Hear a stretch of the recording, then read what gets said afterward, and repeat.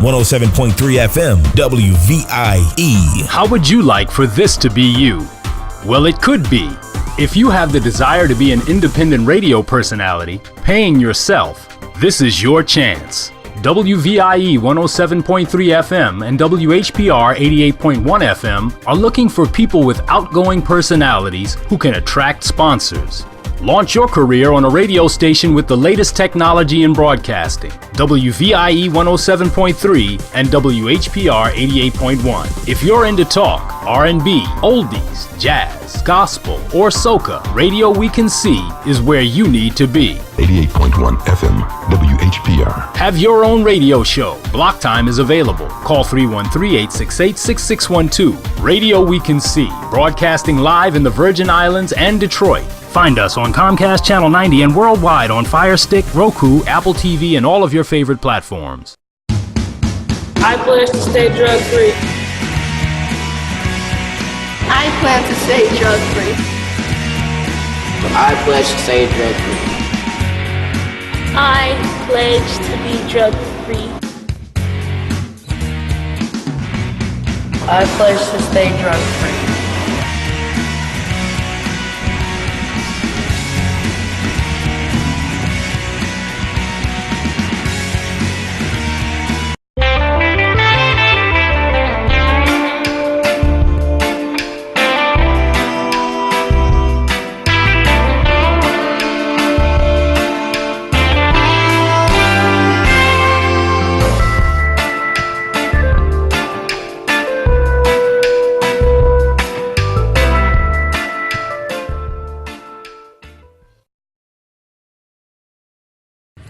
Hey, good afternoon. Welcome to Expose Under the Sun, sponsored by the Detroit Native Sun newspaper. And I am your host, Darwin Griffin, and get ready for a excellent half an hour of entertainment and lively and real news with real people.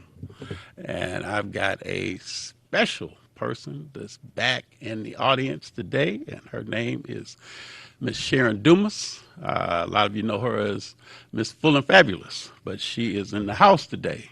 But before we get started, if you'd like to get involved in our conversation and you'd like to call in, our call-in numbers are area code 313-868-0342, 313-868-0351, or 313-868-4336. And our website is www.tv33whpr.com. And we are televising live from the awesome city of Highland Park, Michigan, under the auspices of the Honorable Hubert Yap, the mayor.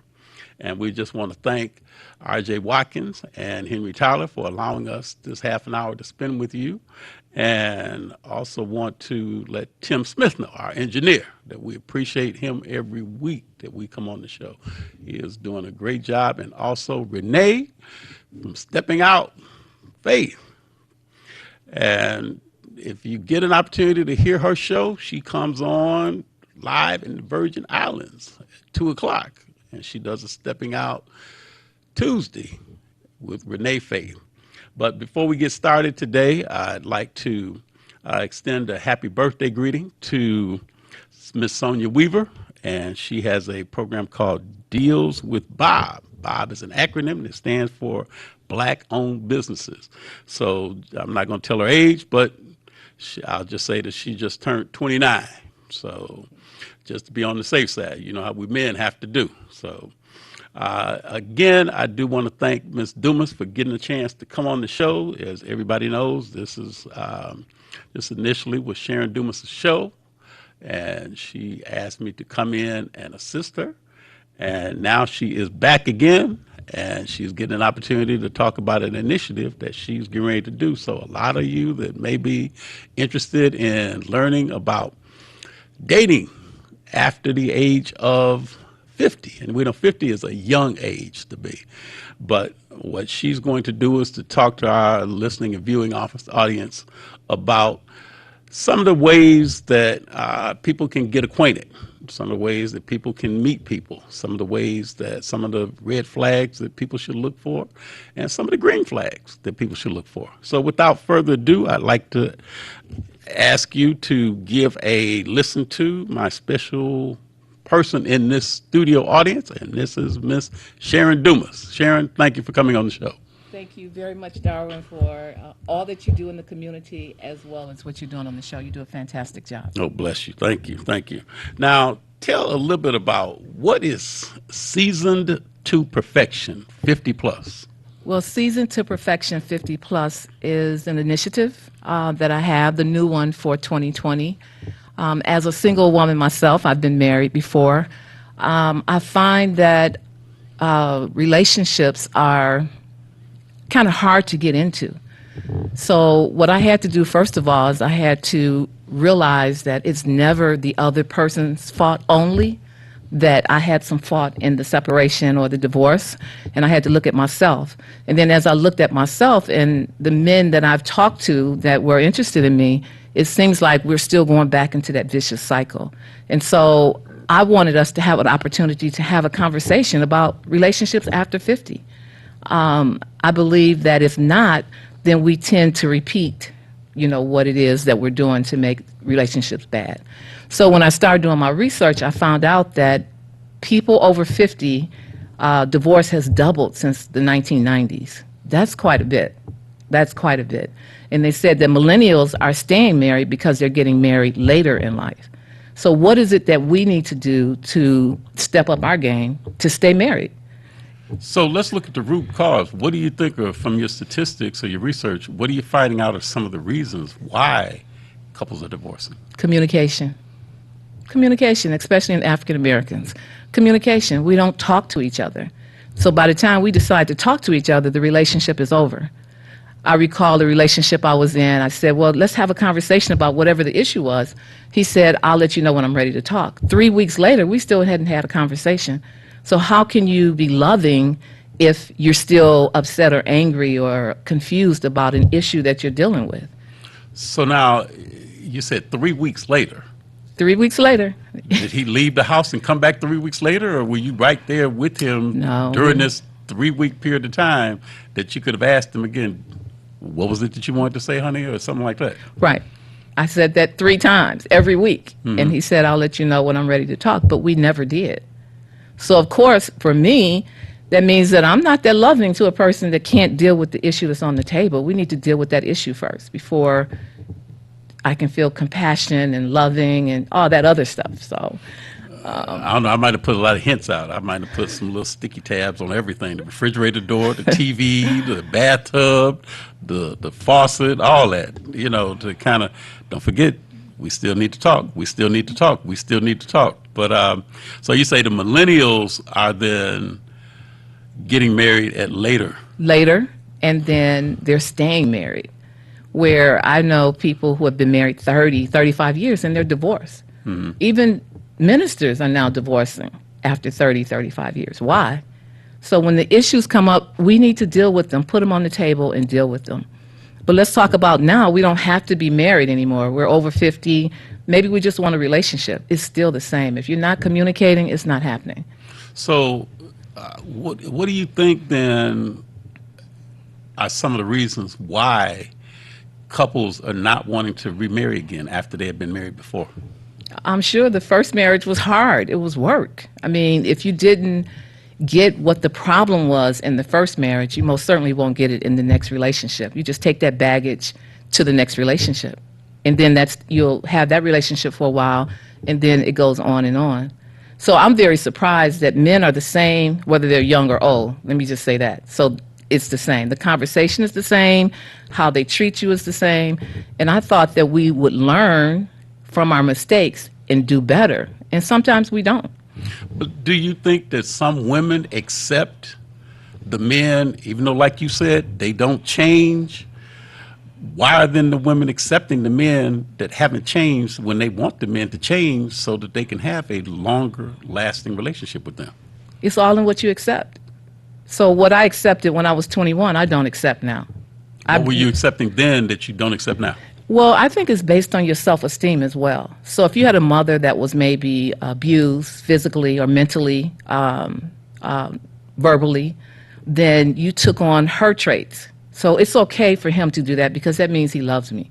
So I know someone else that her husband was beating her up outside. And my mom went out and said, don't do that. Don't do that. And she said, leave him alone. He's showing me that he loves me. So all the mixed messages that we've had, that we've been given, that we've adopted in different relationships, our parents, our grandparents, people in the neighborhood, I think that's the reason why people accept what they do.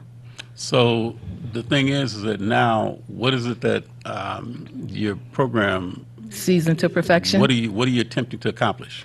We're working on accomplishing, first of all, having people our age to start communicating. I want to have some different social events where we just talk about what some of the issues were. And we have to be honest. I mean, of course, we don't want to tell all our business and use somebody else's name, or just don't use a name at all. But if you have something on your heart that you need to talk about, that you haven't talked to your past relationship or your current relationship, then we need to talk about it in an open forum. Just as an example, maybe it was, I remember with one of my pageants, so I did the Full and Fabulous Inner Beauty pageant for 20 years. And then I added the debutantes and the Curvy Girl Project maybe 5 years after I started. But one young lady said, she didn't win the pageant, but she said she won anyway. And she was in tears. She said, because now I can take my clothes off in the room with my husband with the lights on. She couldn't before. That was a self-esteem issue. And I know a lot of people say, I have good self-esteem, but what I've learned in life is that you can have high self-esteem in one area and lower self-esteem in another area. So we never arrive. But if we can have an honest conversation, then we can have some honest relationships that will last. So my next relationship will last until I'm out of here, because I'm going to work toward making sure I need to correct what I need to correct on the inside, along with having the questions for the person that I'm going to be with. Well, let's talk about that when you say an honest relationship, because one of the things that I'm finding too is that how do women treat a man who may be just as emotional as what she may be? So like if you see something, just like with the incident that happened, sadly enough, with the death of Kobe Bryant and the other 8 people that were on the helicopter with him. And there were a lot of men that were brought to tears because of that. And a lot of women, they were, already, tears from their eyes, but then they would look over to the man for some kind of comfort, and then here he's looking back at her for some comfort because he was all in tears. So how do women feel about men that may be just as vulnerable as they are about things like that? Well, I've learned that you always treat people the way you want to be treated. Now, as long as the brother's not crying every day, then it's fine, because we're all emotional. That was something that everyone was emotional about. So it just depends on the situation, I believe. And of course, I'm no expert, but I'm willing to learn so that I can make sure that I'm a better person as I move forward.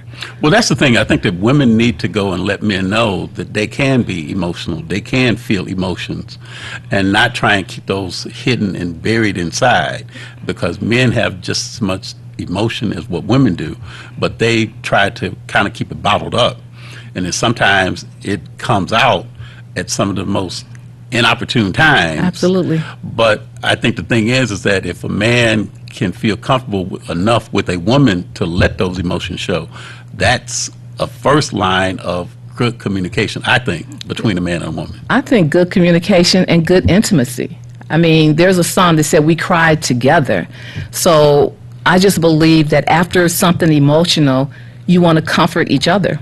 So I don't see a problem with it, as long as the brother is not crying every day about everything, because I'm looking to him as my king, my protector. And if he's going to be running and I have to stand up, then I don't think I wouldn't appreciate that as much as a man that can show his emotions, but also be that king that I need him to be. So now you say you got the different events that you're going to do. Name, what are some of the events that you're going to be doing through your Season to Perfection? We're going to be doing Facebook Live, conversation on Facebook Live once a week, just so that we can have that conversation. So even though we have, let's say, failed at our marriages before 50, we still have young people who are looking at us, looking up to us. So can we fix that? Whether it's marriage or just a good relationship. Can we be in a relationship and make it last? Can they see a loving person?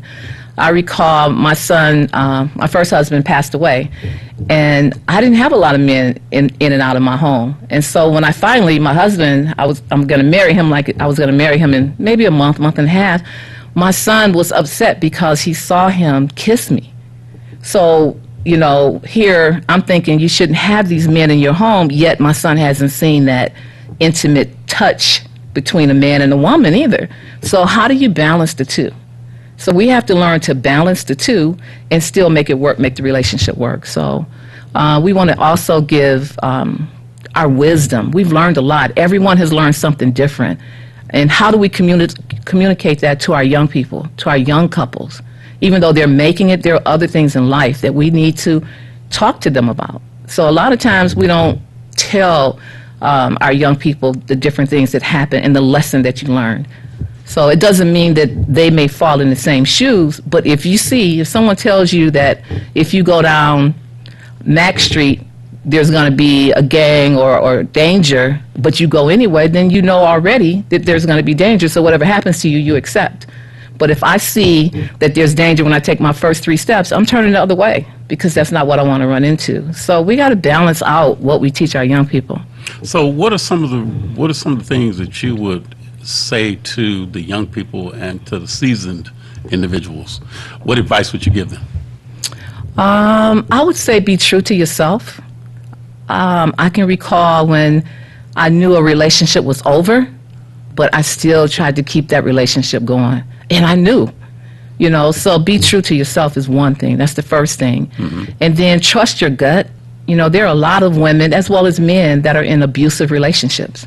It's all in what you accept again. I just believe from my experience in my life, it's all in what you accept. So just make sure whatever relationship that you're in, it's a respectful relationship on both ends. And don't expect any more out of him than you're willing to give.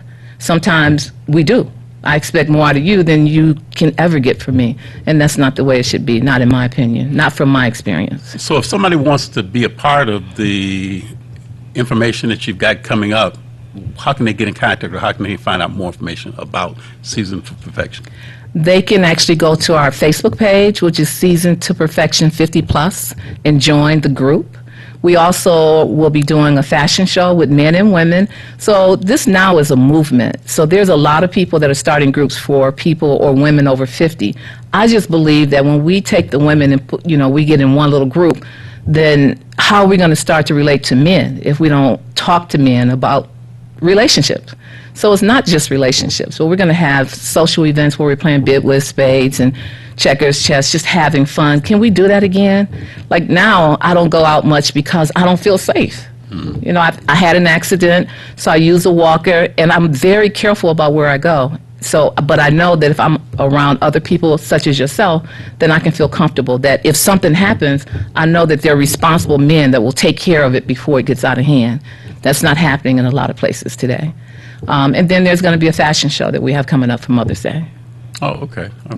And you said BidWiz, fashion show, you said workshops? Workshops. Again, I think it's important that we come together and try to resolve some of our issues, and then we reach back and talk to some of the young people. So once we have our conversation, we want to invite younger people in, just so that we can interact. I find that there's so much disrespect to elders now. You know, we're scared to talk to them. I had a situation where I was going into Wendy's to go to the ladies' room, and a young lady was standing in the door. She did not open the door for me, even though she saw that I was on a walker. She just stood there and looked at me. So some people would have been scared, but I said, young lady, are you kidding me? I could be your grandmother. You know, you wouldn't even open the door? She just looked at me, and I walked on past. Mm-hmm. And then when I came out, she's standing there again. I said, well, I know you're not going to open the door for me. Can you move? So, we're kind of afraid to talk to them, but, I wasn't. It's like, okay, if we don't talk to them, how are they going to learn? And it's not to say that she wasn't taught, but apparently she didn't use what she was taught if she was. Yeah, it's one thing to be told something, but it's another thing to implement it. Absolutely. At the same time. Absolutely. So if somebody, again, give the contact information, if somebody wants to be a part, or if somebody wants to be in the fashion show, or somebody wants to go and attend the workshop, or some other events, play BidWiz, spades. I'm sure that we got some good spades, some BidWiz players out here that would like to get a chance to run some Bostons, but at the same time too get a chance to meet somebody that they didn't know before. So right. What would they do? Even if they have some ideas themselves, if they want to come on board and join the group and do some things, they will go to our Facebook page, Seasoned to Perfection 50 Plus, or Full and Fabulous Sharon Dumas, the Facebook page, and inbox me, message me, and we can make contact with them, and we can invite them out to some of the things that we have coming up. Okay. In the minute that we've got left, give some last-minute tips or some last-minute advice. What would you say if you look into the audience and just tell them, what is something that you would tell somebody that may be interested in trying to find their soulmate for 2020? I'm trying to find mine. But I would just say that we have to be true to ourselves, that it's important that we're honest with ourselves. You know, sometimes because we're getting older, we don't want to accept what our bodies are saying to us. Accept it, find someone else that accepts it, and then move on. I believe you can just have a companion and still feel loving, and then touch. It's important that we touch each other, because touch is healing. And so there's nothing wrong with doing a hug, giving a hug. I asked a gentleman if he could just hug me. He was scared. I was like, I don't need you to marry me. I'm not asking you for sex. I'm just asking you for a hug. And then he was kind of embarrassed and he hugged me. So I'm just saying, let's treat people like we want to be treated and accept where we are with our age and our bodies, and then move on in a loving relationship.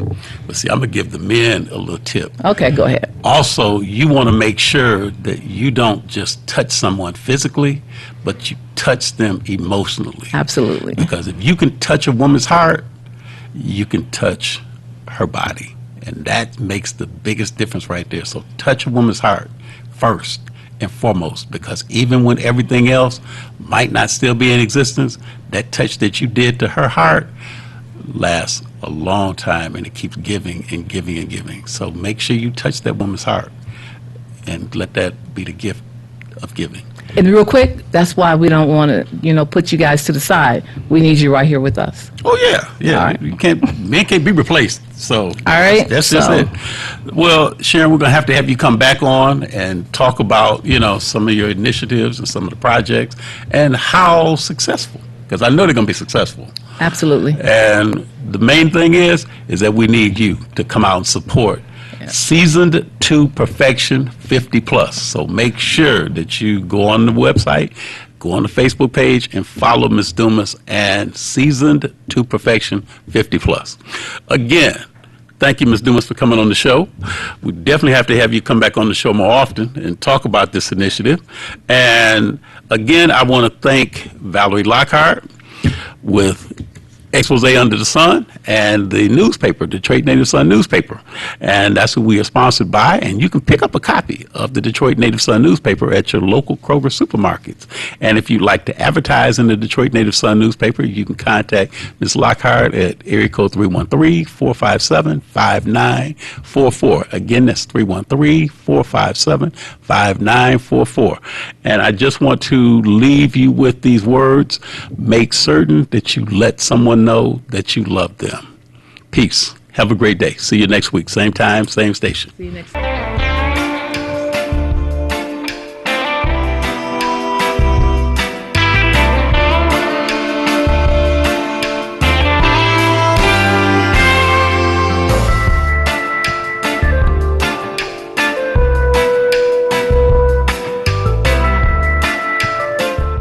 107.3 FM, WVIE. How would you like for this to be you?